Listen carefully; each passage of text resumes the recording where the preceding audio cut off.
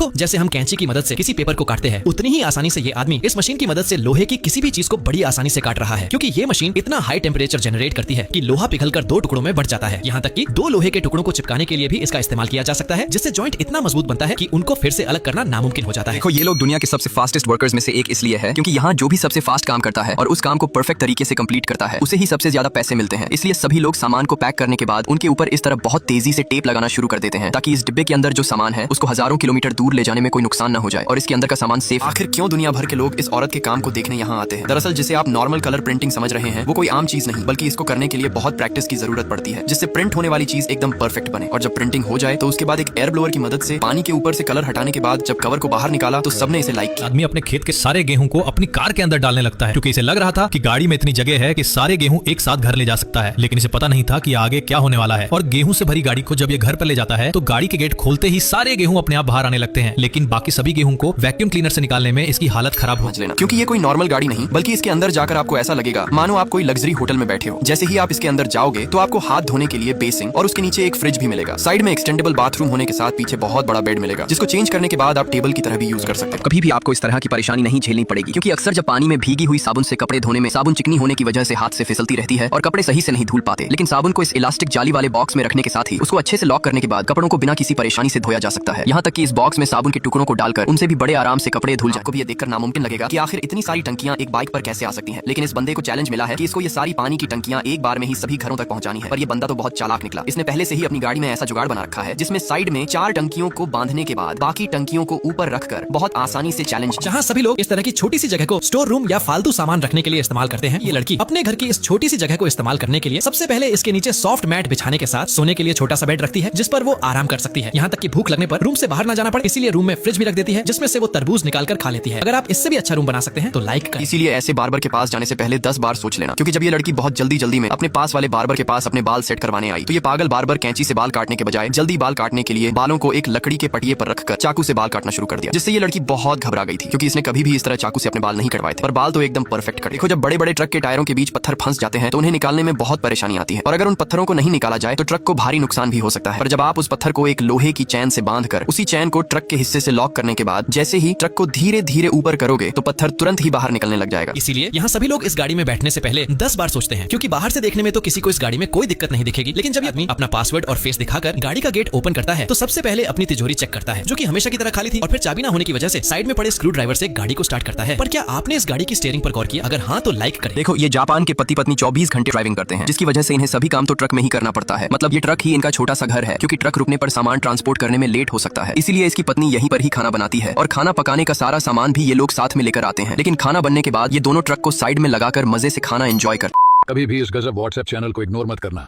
क्योंकि इसको फॉलो कर आप करोड़पति बन सकते हैं और साथ ही दुनिया की हर अद्भुत जानकारी और हर महीने गजब चीज। जी हाँ, उस चैनल को फॉलो करने के लिए इस वीडियो के कमेंट बॉक्स में लिंक दिया गया है, अभी जाकर हमें फॉलो करो।